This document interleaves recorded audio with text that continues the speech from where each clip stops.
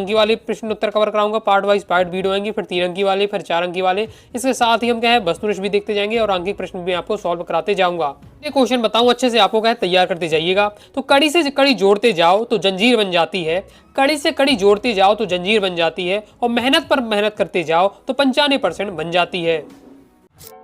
अभी दोस्तों हम जो क्वेश्चन आंसर देखेंगे ओके 2 नंबर वाले सिलेक्टेड, तो वो थोड़ा चैप्टर वाइज चैप्टर आपको बताऊंगा। ओके चैप्टर वाइज चैप्टर बताऊंगा। और आपको पता है जो भी मैं आपको ये तैयारी कराता हूं उसमें प्रीवियस ईयर पेपर के जो क्वेश्चन होते हैं वो भी आपके इंक्लूड रहते हैं, तो अपने आप आपकी तैयारी होती जाएगी। ओके क्या बात है, चलिए देख लेते हैं। पहले हमारा अध्याय 1 है वैद्युत आवेश तथा क्षेत्र। इससे हम क्या है 2 नंबर वाले क्वेश्चन देख लेते हैं कौन कौन से सिलेक्टेड है और क्रम से आपको तैयार करते जाना है।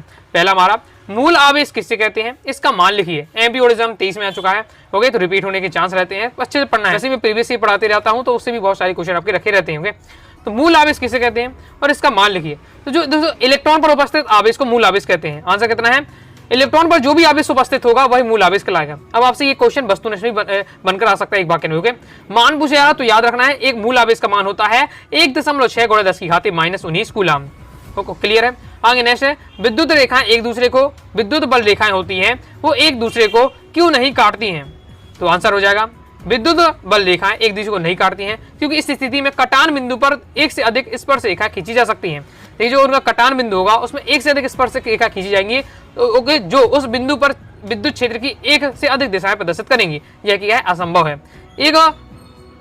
एक विद्युत बल रेखा है तो उसका एक दिशा होगी, लेकिन यहाँ जब कटान बिंदु पर दोनों मिल जाएंगे तो उसकी क्या है कई सारी यहाँ आपकी क्या है आपकी विद्युत क्षेत्र की कई सारी दिशाएं प्रदर्शित होगी और जो कि क्या है पॉसिबल नहीं, इसलिए आपका हो जाए। पेपर जिस तरीके से लिखना है वैसे ही आपका आंसर दिया हुआ है।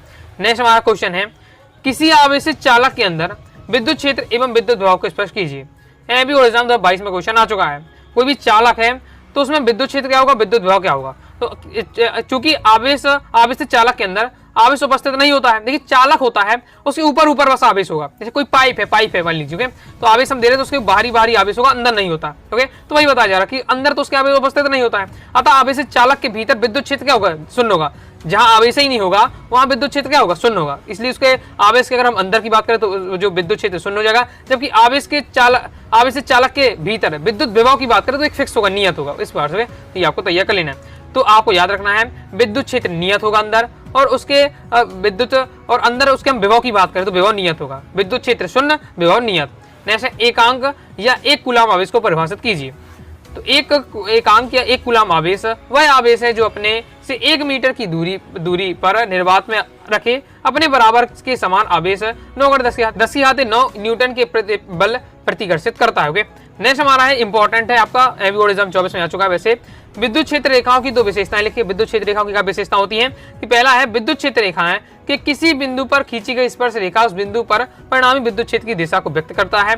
दूसरी है कि विद्युत क्षेत्र रेखाएं धन आवेश से चलकर ऋण आवेश पर क्या समाप्त हो जाती हैं। विद्युत क्षेत्र रेखाएं धन आवेश से चलती हैं और ऋण आवेश पर समाप्त हो जाती हैं। और भी इसकी विशेषताएं हो सकती हैं और भी आप तैयार कर सकते हैं। 2 बस आपको माइंड में याद करके रखनी है। तो ये आपके पहले चैप्टर के 2 नंबर वाले महत्वपूर्ण है।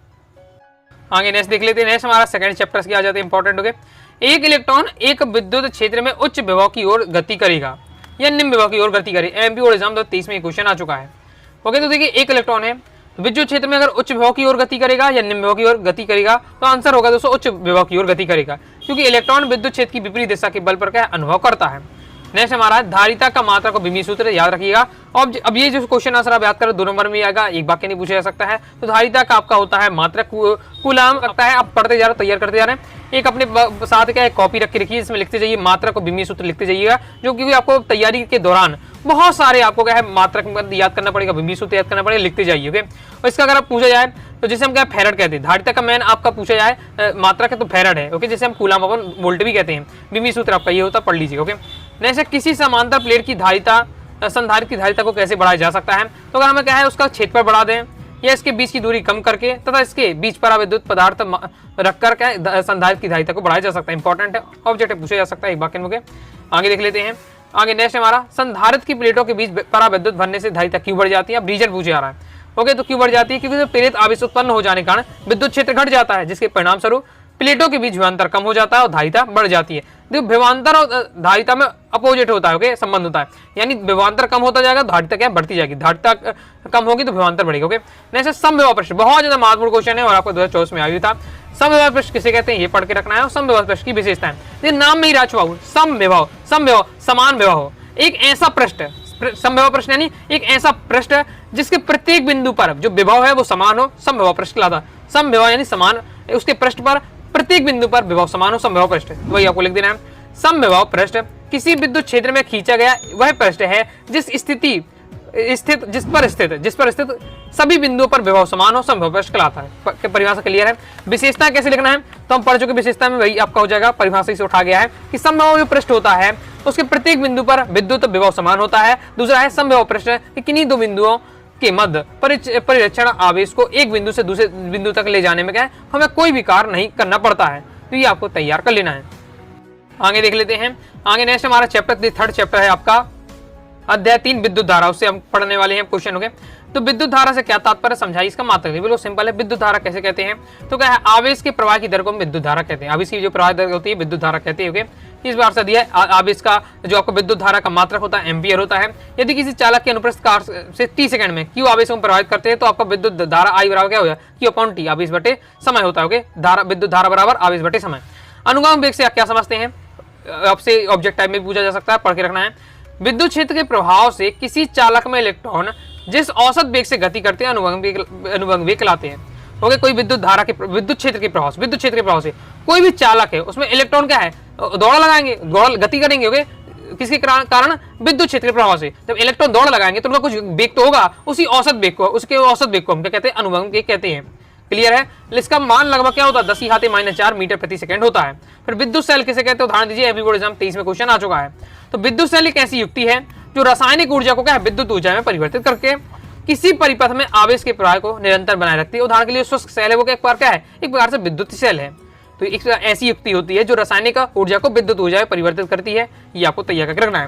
नेक्स्ट हमारा क्वेश्चन है, ओम का नियम लिखिए एवं धारा एवं विभवांतर के मध्य ग्राफ बनाइए। एमपी बोर्ड एग्जाम 2023 में क्वेश्चन आ चुका है।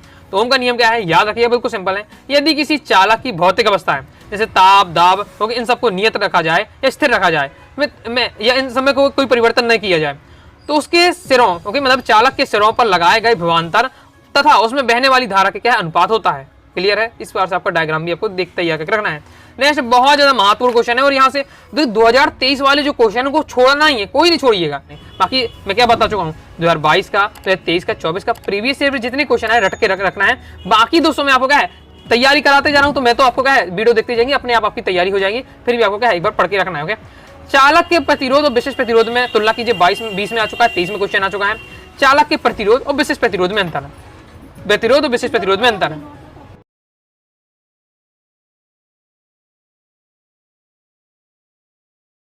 में अंतर है। तो प्रतिरोध क्या है, चालक का प्रतिरोध उसके पदार्थ तथा ताप लंबाई के परिच्छेद के क्षेत्रफल पर निर्भर करता है, जबकि विशिष्ट प्रतिरोध, चालक के विशिष्ट प्रतिरोध केवल उसके पदार्थ तथा ताप पर निर्भर करता है, उसकी भौतिक अवस्था पर नहीं निर्भर करता है। प्रतिरोध का मात्रक ओम है, जबकि विशिष्ट प्रतिरोध का मात्रक ओम मीटर होता है, ओके। यह एक हमारा क्या है, एक अभिलाक्षणिक गुण नहीं है, जबकि विशिष्ट प्रतिरोध एक अभिलाक्षणिक गुण है। तीनों आपके पॉइंट तैयार कर लीजिए, 2 नंबर में आपके क्वेश्चन आएगा, ओके। नेक्स्ट है, ओम के नियम को कोई 2 सीमाएं आपको लिखनी है। ओम के नियम की क्या है, कोई 2 सीमाएं लिखनी है। एमपी बोर्ड एग्जाम 23 में क्वेश्चन आ चुका है। तो पहली सीमा है कि ओम का नियम केवल क्या है, धात्विक चालक को सत्य है, बिल्कुल याद कर लीजिएगा, ओके। ओम का नियम केवल क्या है, धात्विक चालक पर लागू होगा। इसके बाद दूसरा है कि यह नियम केवल नियत ताप पर लागू होता है। तो ओम के नियम की क्या है आपकी सीमा है, पहला है कि यह केवल धात्विक चालकों पर लागू होगा, दूसरा है कि यह नियम केवल क्या है, नियत ताप पर लागू होगा। नेक्स्ट आपको तय करना है किरचॉफ का वोल्टता का नियम। एमपी बोर्ड एग्जाम 22 में क्वेश्चन आ चुका है। देखिए किरचॉफ के 2 नियम होते हैं आपके, ओके। तो दोनों नियमों को पढ़ के रखना, जिसमें एक वोल्टा का, जिसे एक वोल्टे के नियम भी बोला जाता है। क्या है, कहा जाए वोल्टा का नियम क्या है, किसी भी बंद परिपथ में विभिन्न परिभाग खंडों से बहने वाली धाराओं तथा उसके संगत प्रतिरोध का गुणनफल, उसका बीजगणितीय योग उस परिपथ के समस्त विद्युत वाहकों के बीजीय योग के तुल्य होता है। और किरचॉफ को यही है वोल्टा का नियम। अब थोड़ा आपको समझने में दिक्कत होगी, आगे मैं आपको 3 नंबर में समझाऊंगा।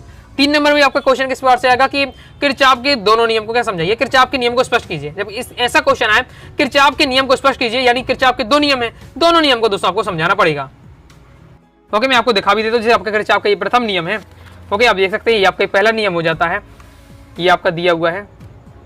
और दोस्तों आपका ये क्या है, किरचॉफ का द्वितीय नियम है। ओके, तो ये आपका किरचॉफ का द्वितीय नियम है। तो ये आपका द्वितीय नियम दिया हुआ है। इसी को क्या है, द्वितीय आपका यहाँ बोल्टा का नियम बोला गया है। इसी के क्या है, यहाँ बोल्टा का नियम बोला गया। ओके, 2 नंबर में आया तो फिर आपको शॉर्ट में तैयार प्राप्त कर सकते हैं।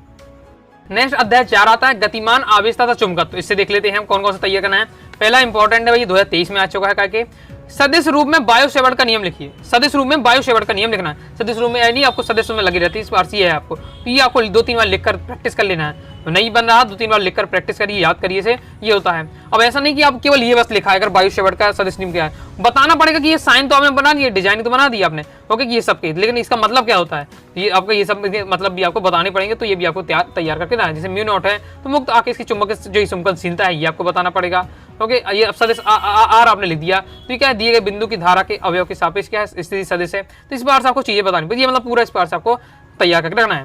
नेक्स्ट एम्पियर का परिपथ नियम बहुत ज्यादा महत्वपूर्ण है। ओके, ये भी आपका रिपीट हो सकता है और एक वाक्य में भी आपसे पूछा जा सकता है। एम्पियर का परिपथ नियम के अनुसार चुंबकीय क्षेत्र बी का समाकलन, ओके, यहाँ वेक्टर बी होना चाहिए, चुंबकीय क्षेत्र वेक्टर बी का एक बंद वक्र सी के अनुदेश रेखीय समाकलन। ओके, बाकी इसलिए नहीं किया गया क्योंकि यहाँ मेंशन किया जा रहा है, थ्योरी लिख रहे हैं। ओके, तो चुंबकीय क्षेत्र बी का एक बंद वक्र सी के अनुदेश रेखीय समाकलन वक्र द्वारा परिबद्ध कुल धारा आई का म्यू नॉट गुना होता है।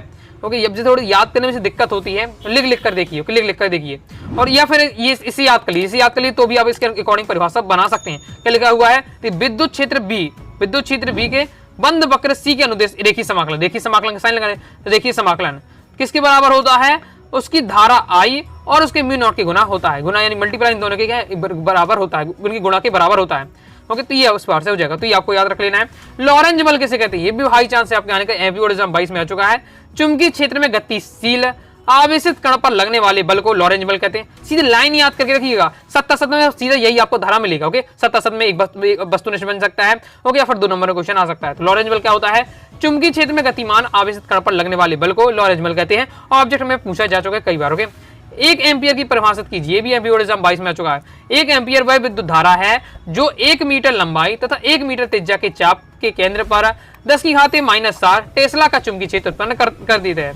नेक्स्ट है, चल कुंडली धारा मापी के चुंबकीय क्षेत्र को त्रिज्यीय किया जाता है, क्यों और कैसे। तो क्यों किया जाता है, जिससे कि कुंडली का तल सदैव का चुंबकीय क्षेत्र के समांतर रहे, इसके लिए चुंबक के ध्रुवों को क्या अवतल बेलनाकार बनाया जाता है। तो ये आपके इस चैप्टर से इंपॉर्टेंट, तो ये पढ़ के रखना है। और यहाँ से आपके हाई चांस है 2 नंबर का, यहाँ से हमेशा क्वेश्चन पूछा जाता है।